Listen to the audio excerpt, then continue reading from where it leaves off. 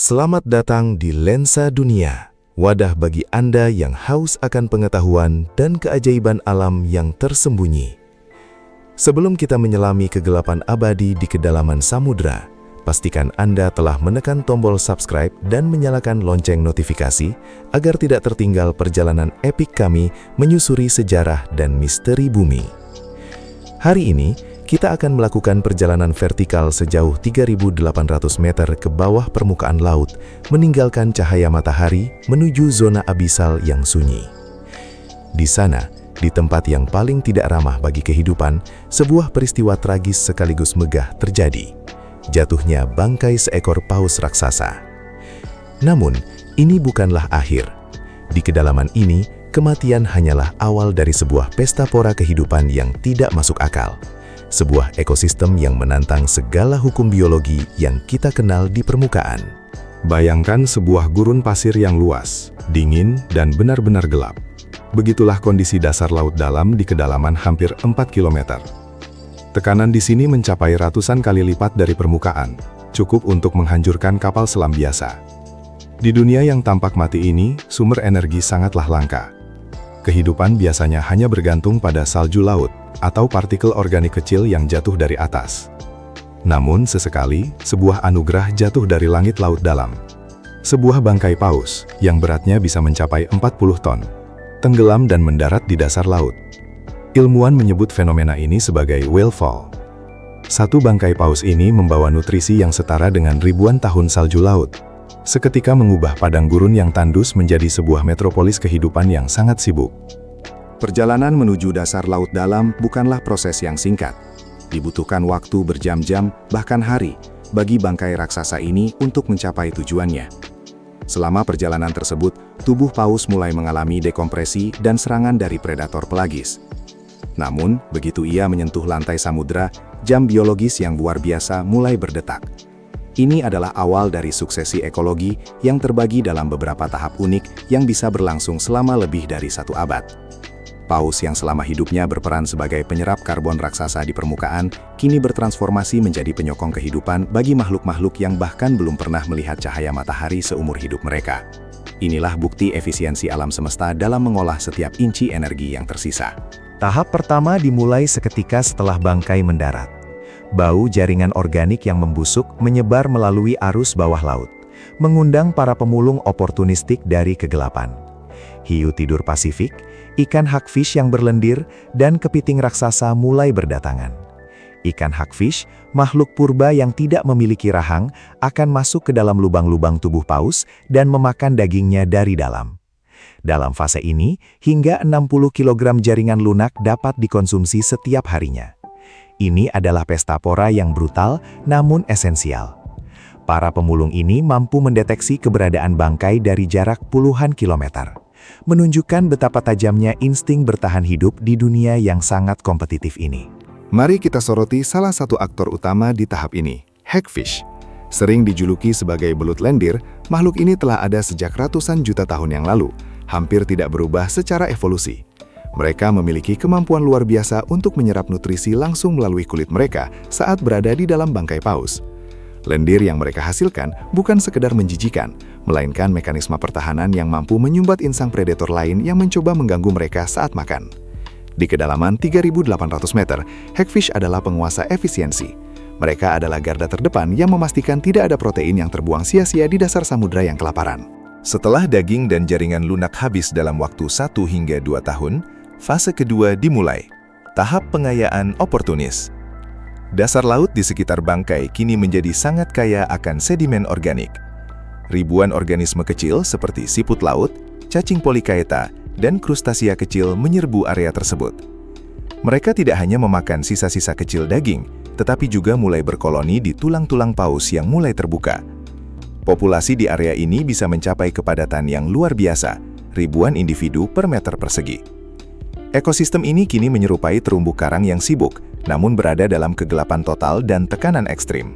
Salah satu makhluk paling aneh yang muncul pada tahap ini adalah cacing Osedax, atau secara harfiah berarti cacing pemakan tulang. Cacing ini tidak memiliki mulut maupun perut. Sebagai gantinya, mereka memiliki sistem akar yang mengandung bakteri simbiotik untuk menembus tulang paus dan mengekstraksi lemak serta protein yang tersimpan di dalamnya. Penemuan Osedax di awal tahun 2000-an mengguncang dunia biologi laut, membuktikan bahwa alam selalu punya cara untuk mengeksploitasi sumber energi yang paling sulit sekalipun. Menariknya, cacing Osedax betina berukuran cukup besar untuk dilihat, sementara yang jantan berukuran mikroskopis dan hidup di dalam tubuh si betina hanya sebagai penyumbang sperma. Melihat keajaiban adaptasi makhluk-makhluk di kedalaman ini, menyadarkan kita betapa luasnya misteri planet kita. Bagi Anda para petualang yang memiliki gairah untuk menjelajahi alam liar atau ingin mendalami lebih jauh mengenai sejarah alam dan biologi, kami telah menyiapkan sesuatu untuk Anda. Silahkan periksa rekomendasi perlengkapan outdoor berkualitas, serta koleksi buku dokumenter dan sains terbaik di kolom deskripsi video ini. Pilihan produk tersebut dirancang untuk mendukung semangat eksplorasi Anda, baik di lapangan maupun melalui literatur ilmiah yang mendalam. Mari kita lanjutkan perjalanan kita kembali ke kedalaman tulang belulang paus. Tahap ketiga adalah yang paling lama dan mungkin yang paling ajaib secara kimiawi, dikenal sebagai tahap sulfofilik. Ketika hanya tulang belulang yang tersisa, bakteri anaerob mulai memecah lipid atau lemak yang terperangkap di dalam sumsum tulang paus. Proses ini menghasilkan hidrogen sulfida, sebuah zat yang biasanya beracun bagi kebanyakan makhluk hidup. Namun di sini, hidrogen sulfida justru menjadi sumber energi primer. Bakteri kemosintetik mengubah bahan kimia ini menjadi makanan, menciptakan rantai makanan yang sama sekali tidak bergantung pada matahari. Tahap ini bisa berlangsung selama 50 hingga 100 tahun, menjadikan satu bangkai paus sebagai sumber energi yang lebih tahan lama daripada banak kota manusia. Kemosintesis di whale fall memberikan kita gambaran tentang bagaimana kehidupan mungkin bermula di bumi purba, atau bahkan bagaimana kehidupan mungkin eksis di bulan-bulan berair milik Jupiter atau Saturnus. Di sini, di kedalaman 3.800 meter, hukum fotosintesis tidak berlaku. Makhluk-makhluk ini hidup dari energi kimia yang dilepaskan oleh kematian. Ini adalah sebuah paradoks yang indah. Tulang belulang yang mati memberikan kehidupan melalui proses kimiawi yang kompleks. Hal ini membuktikan bahwa cahaya matahari bukanlah syarat mutlak bagi kemakmuran biologis, asalkan ada aliran energi kimia yang stabil. Para ilmuwan memiliki teori menarik bahwa whale fall berfungsi sebagai batu loncatan bagi spesies laut dalam untuk bermigrasi melintasi samudra yang luas. Tanpa bangkai paus ini, banyak spesies yang hidup di celah hidrotermal atau rembesan dingin tidak akan mampu menyeberangi jarak ribuan kilometer yang tandus. Bangkai paus menyediakan tempat peristirahatan dan pengisian energi bagi larva spesies laut dalam untuk terus menyebar. Dengan demikian, kematian seekor paus di permukaan secara langsung membantu menjaga keragaman genetik dan distribusi kehidupan di seluruh lantai samudra dunia. Peran paus dalam ekosistem global tidak berhenti pada pemberian makan bagi makhluk laut dalam. Secara historis, paus adalah penyerap karbon yang sangat krusial. Selama hidupnya, mereka mengakumulasi karbon dalam jumlah besar dalam tubuh mereka. Ketika mereka mati secara alami dan tenggelam, karbon tersebut terkunci di dasar laut selama ribuan tahun, mencegahnya kembali ke atmosfer sebagai gas rumah kaca. Whale fall adalah salah satu cara alami bumi dalam mengatur iklim.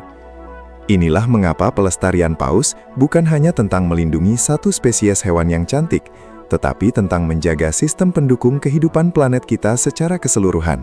Namun, sejarah mencatat masa kelam di mana perburuan paus industri hampir memusnahkan raksasa-raksasa ini dari samudra. Antara abad ke-18 hingga ke-20, jutaan paus dibunuh untuk diambil minyaknya.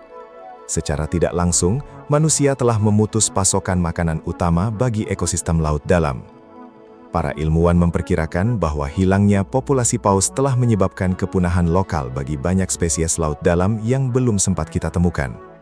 Kehilangan satu paus di permukaan berarti hilangnya satu harapan bagi ribuan organisme di kegelapan abadi. Ini adalah pengingat betapa rapuhnya keterhubungan antar ekosistem di bumi. Kita hanya bisa memahami fenomena luar biasa ini berkat kemajuan teknologi bawah laut. Penggunaan ROV atau wahana bawah laut yang dikendalikan jarak jauh memungkinkan manusia mengamati whale fall secara langsung tanpa harus menanggung resiko tekanan yang mematikan. Setiap ekspedisi ke kedalaman 3.800 meter hampir selalu membuahkan penemuan spesies baru. Laut dalam adalah perbatasan terakhir di planet kita, sebuah dunia yang lebih sedikit kita ketahui dibandingkan permukaan bulan. Teknologi ini adalah jembatan yang menghubungkan rasa ingin tahu manusia dengan rahasia yang telah terkubur selama jutaan tahun di bawah tekanan air yang sangat besar. Setiap whale adalah laboratorium evolusi yang unik. Karena setiap bangkai memiliki komposisi lemak, ukuran, dan lokasi yang berbeda, komunitas yang tumbuh di sana juga bervariasi. Ini menciptakan keanekaragaman hayati yang sangat tinggi di dasar laut. Kita melihat adaptasi yang luar biasa, ikan tanpa mata, cacing yang bernapas melalui kulit, dan bakteri yang memakan gas beracun. Di sini, seleksi alam bekerja dengan cara yang paling ekstrim, memaksa kehidupan untuk berinovasi atau punah dalam kesunyian. Ini adalah pengingat bahwa kehidupan akan selalu menemukan jalan, bahkan di tempat yang paling mustahil sekalipun. Setelah puluhan tahun, ketika semua nutrisi organik telah habis, yang tersisa hanyalah struktur mineral tulang yang keras.